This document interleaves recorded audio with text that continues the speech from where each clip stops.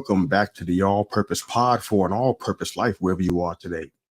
And however you're listening to the Call Me Mr. You, the podcast. We thank you again for making us a part of your morning, your day, and your week. We're your weekly mirror check before you change the world. You can find us on most of your social media platforms, specifically on YouTube, Facebook, LinkedIn, and Twitter, also including Instagram. So we just thank you for your support there. And thank you for listening to us through the holidays and through the crazy audio issues that we've been having. Hopefully this is a departure in the right direction. But first of all, I just want to say a thank you to all you guys for your support, for all of the comments you're sending in, the questions you've been asking of me as the host of the show, and just continuing to ride with us, downloading and subscribing to our YouTube channel, and just keeping us afloat. We really appreciate it. We know we're going into a great direction, and you guys are a big part of that. So I just want to say thank you for all that you do for and with us. We really appreciate it. I talk to a lot of people in my normal course of daily living, if you will. And, I hear some of the same questions and concerns, and it just kind of lets me know that in life, there are patterns. A good friend and mentor of mine tells me all the time that success leaves clues. So does failure. There are a lot of things that are kind of patterns and cycles that, to some degree, I think we start getting numb to it, and we don't even want to acknowledge that, something needs to change because nothing's changing. A lot of times that something that has to change is usually us. It's a big complaint that I hear a lot. I don't seem to have enough time in the day.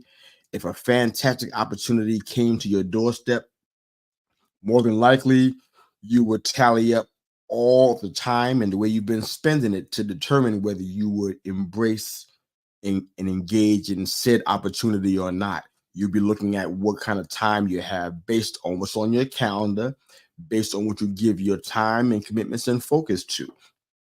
Nothing wrong with that on the surface, but I think it bears the question, why are you focusing on blank? Why are you giving your time to blank? Does it help you achieve the goal that at the end of the day is what you actually want to achieve? Or have you become distracted by certain things in life that seem big, seem like emergencies, seem like 911, but it's not exactly important to the long-term goal? And those are the kind of challenging conversations that I have in my daily course of networking, mentoring, education, ministry, coaching, all the things that I do outside of what you may see on a Monday morning on our show. You ever wondered why you would put in, or why you can put in a massive amount of effort, excuse me, and get so little a result? Ever thought you might be wasting your time where you are? I want to share a few helpful tips that helped me out a little bit in life. I might even share a few resources that helped me turn some corners as well. But let's just to be clear, I want to go ahead and bust the bubble right now. There are only 24 hours in a day. I know we know that in our heads, we know that psychologically, we know it emotionally too. It's only 24 hours in a day.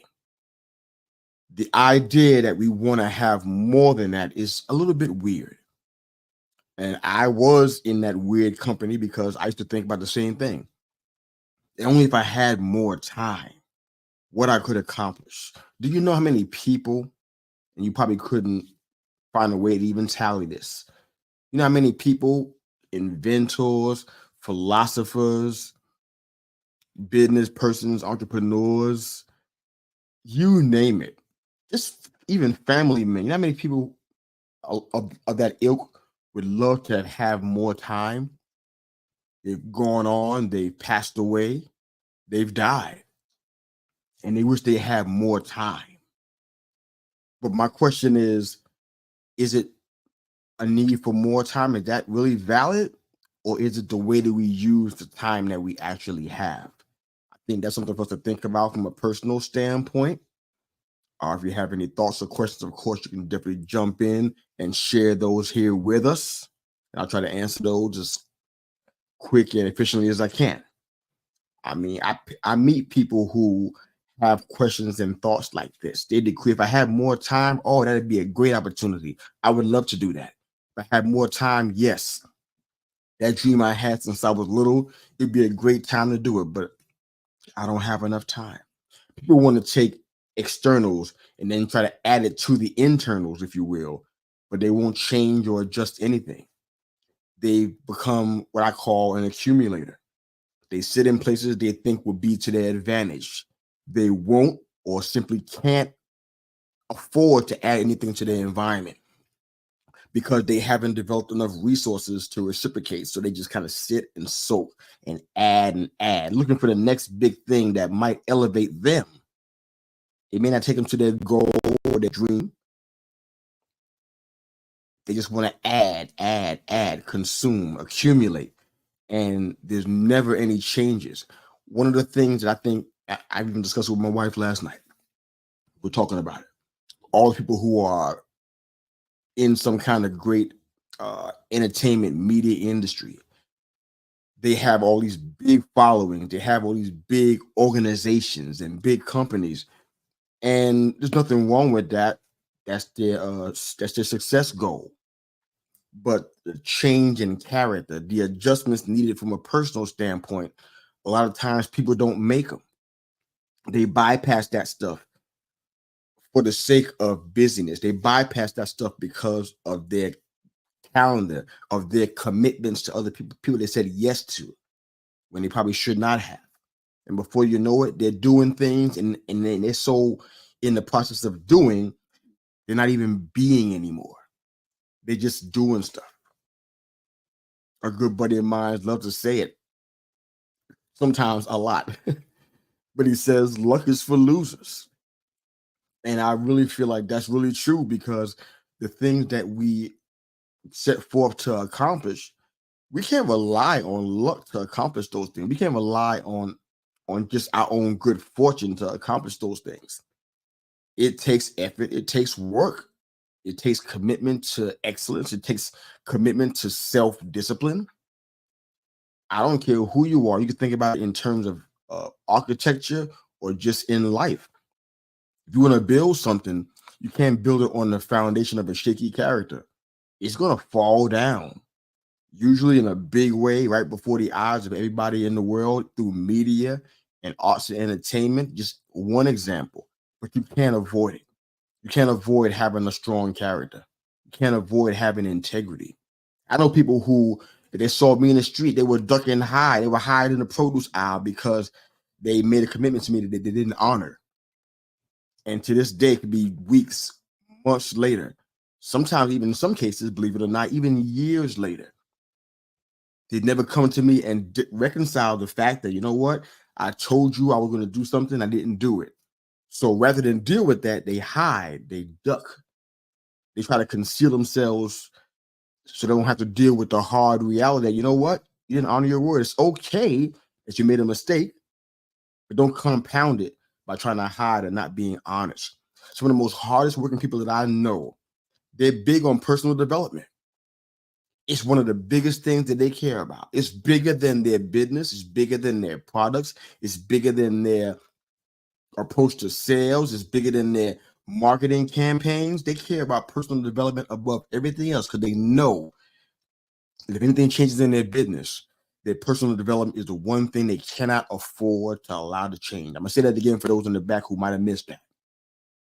No matter what happens in your business, whatever happens in your ministry, whatever happens in your area of commerce or your skill set, your educational ability, no matter what happens there, what you can't afford is to fall short in the character integrity area. At the end of the day, wherever you go, that goes with you. Everybody I know that's a hard worker, that is somebody that's successful, they're big on personal development. They read, they listen, they surround themselves with smart, successful people. They listen actively. They continually seek out ways to grow themselves. If you're bored with all that, this is probably not for you. But then again, maybe it is exactly for you. Maybe it's exactly what you need to hear. If all that bores you that I just said, maybe you do need to hear this. There's a few resources that I want to share with you guys. I don't know if you're big on reading. I hope you read it, even if you're not big on reading. Three of these books, and there's a length of books that I can run off, but these three books have been instrumental for me in my personal development. And you may have heard of some of those, maybe you have not, but I'm gonna go ahead and share those today on this episode. First one is called Eat That Frog by a gentleman named Brian Tracy. Long and short, the quick notes to this is that it helps you out with personal development, calendars, scheduling, prioritizing big things over small things, and dealing with things on a daily basis, a weekly basis, a monthly basis. It's really helpful. It's called Eat That Frog by Brian Tracy. The next one is called Atomic Habits by a gentleman named James Clear. One of my top three books of all time. A lot of times things that become a habit, they happen because we continually feed into those on a consistent basis to the point where it becomes a part of our lifestyle. Now you got to ask yourself, are you developing a good habit or a bad habit? This book deals with that, and it's pretty lengthy, but it's not a boring read whatsoever. It'll cut you.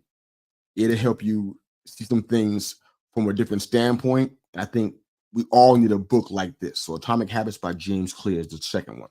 And the last book is Entrepreneur Roller Coaster by Darren Hardy. Entrepreneur, don't let the name of that fool you or scare you away. Most of us have an entrepreneurial mindset. We may not realize it, but that little girl with the lemonade stand, that's an entrepreneur mindset. I think we all have that in us somewhere. Maybe you don't want to start a lemonade stand or start selling cookies on the side of the road or in front of your house, but there is an entrepreneur inside of you. You want to do something that hasn't been done. You want to meet a need. You want to change the world with abilities and talents. I don't care if it's music. I don't care if it's media. I don't care if it's arts. I don't care if it's business and commerce. You all have that inside of you. Some suppress it. Some have allowed it to die, but it's there. And this book really touches on what it looks like to do that, to step out and do something that hasn't been done, or to go into territories and areas that haven't been conquered or ventured out into yet. Entrepreneur Roller Coaster by Darren Hardy is an incredible book. I definitely highly recommend all three of these. So people complain all the time, and I hear it. I used to be one of those people. I don't do it anymore because I've learned something over the years. But people complain a lot about not having enough time. And they say, I wish I had more time. I would love to do blank. I would love to do blank if I had more time. Nobody has enough time to not accomplish the purpose that we're here for. And I feel like that's really important. We could talk about time and having 24 hours, et cetera, et cetera. But we're given 24 and we're given no more. 24 hours a day. That's what we're being given. Procrastinators will wait until tomorrow when they can do something today. But one day they're going to lift up their eyes and find themselves in eternity with their accounts closed. No more credits, no more debits. No more expenditures, no more assets, no more liabilities. The accounts closed. I really believe that of course, we do have 24 hours, but I really believe that the issue is not how many hours we have, but the management of what we have. If nothing else, that's not even an entrepreneurship question. That's not a mentorship or life coaching question. It's not even a ministry question. It's just a life question. Something that everybody that's listening to this episode, you're subject to it. Not one person listening or following us online is exempt from this. This is a life question. Are you using the amount of time that you have available to do the best with what you have, to use the resources that you've been given, to walk in the purpose for why you're here? Are you using that time well? If it takes you 23 hours and 59 minutes, then so be it. But it probably doesn't, because everything has to be done in bite-sized portions and has to be managed and scheduled out. That's just life too. But are you walking in your purpose? Are you using all the resources that you have available? Are you using every quiver, or you say every arrow in your quiver? Are you doing all you're supposed to be doing? And I feel like that's the thing that it's a tough question.